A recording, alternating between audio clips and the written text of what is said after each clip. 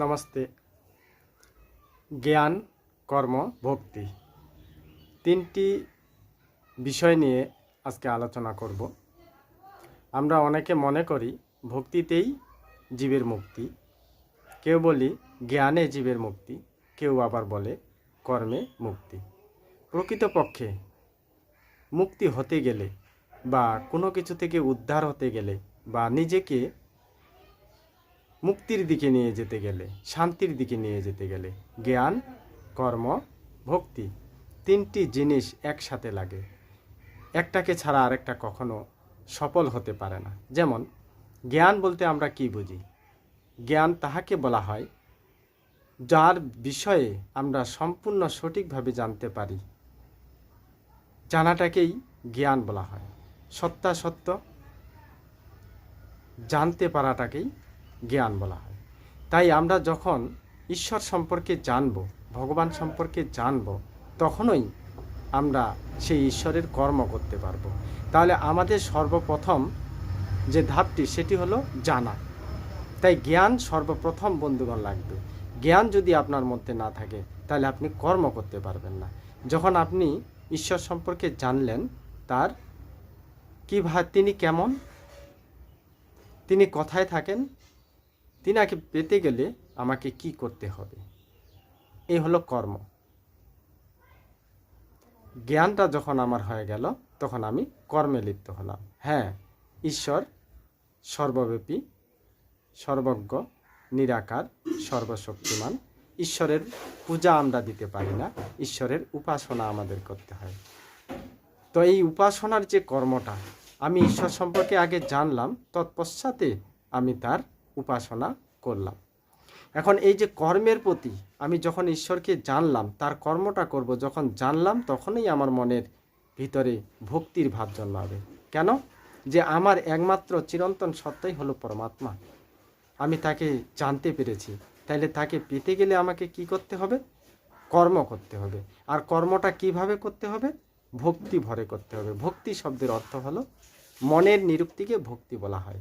অর্থাৎ যেই বস্তুর প্রতি আমার গভীর ভালোবাসা, শ্রদ্ধা থাকবে তাকে আমরা ভক্তি বলবো।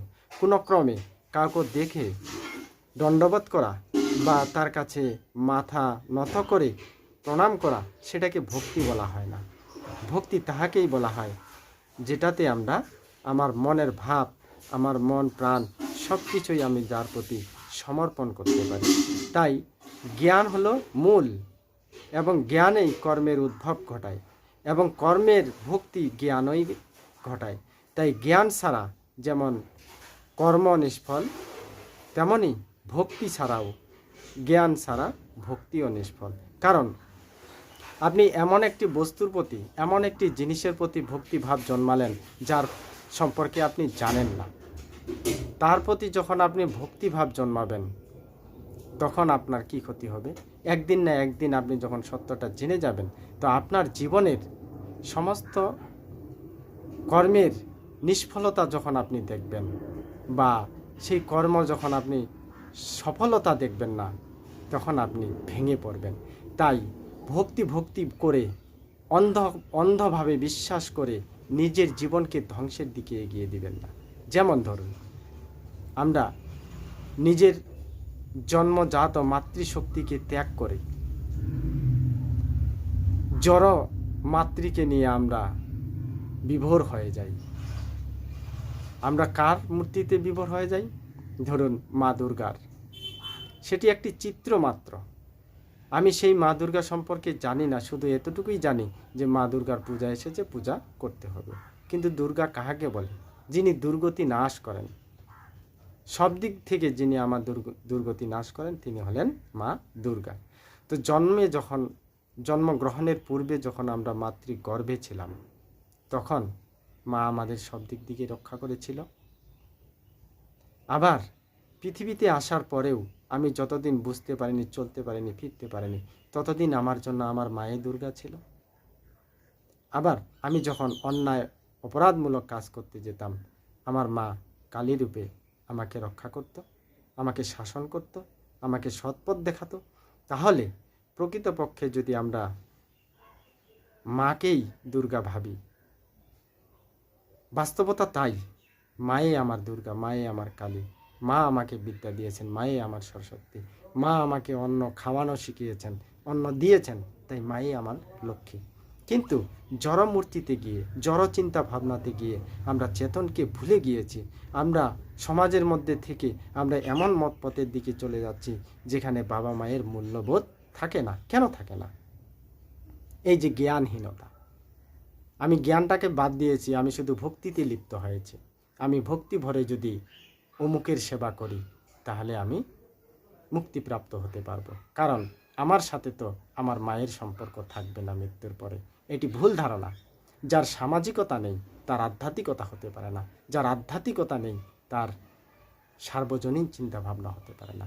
যেমন আধ্যাত্মিকতা এবং সামাজিকতা দুটি সম্পর্ক আছে, তেমনি জ্ঞান, কর্ম, ভক্তি তিনটি একসাথে লাগবে। একটাকে ছাড়া আরেকটা কখনো চলতে পারে না। তাই সর্বপ্রথম ভক্তি এবং কর্মের যে মূল, সেটি হলো জ্ঞান। জ্ঞান আপনি যতক্ষণ অর্জন করতে পারবেন না ততক্ষণ নির্দিষ্টভাবে কোনো বিষয়ের উপর আপনি খাড়া হতে পারবেন না। তাই জ্ঞান আগে, তার জ্ঞানের সাহায্যেই আমাদের কর্মের সৃষ্টি হয়। আর কর্মই আমাদের, যখন জ্ঞান সঠিকভাবে নির্দেশনা করবে তখন কর্মের প্রতি আমাদের ভক্তি জন্মাবে। তাই অন্ধভক্তিতে কেউ বলে গেল যে ওখানে আগুনের মধ্যে একজন পড়ে আছে, তার শরীর পুড়ে যাচ্ছে না, হতে পারে কাল্পনিকতা। আপনি নিজে অগ্নিতে হাত দিয়ে দেখুন তো পুড়ে যাচ্ছেন কি না। আবার কেউ বলল জলের মধ্যে নামলে জলে অগ্নি জ্বলতেছে, এত তেজ জলটা পুড়ে দিচ্ছে। আপনি বিশ্বাস করবেন? সেটা যদি বিশ্বাস করেন সেটা কি অন্ধবিশ্বাস বলা হয়? অন্ধভাবে কখনো বিশ্বাস করতে হয় না, কারণ সৃষ্টির প্রথমেই পরমাত্মা আমাদের সকলকে জ্ঞান দিয়ে পাঠিয়েছেন।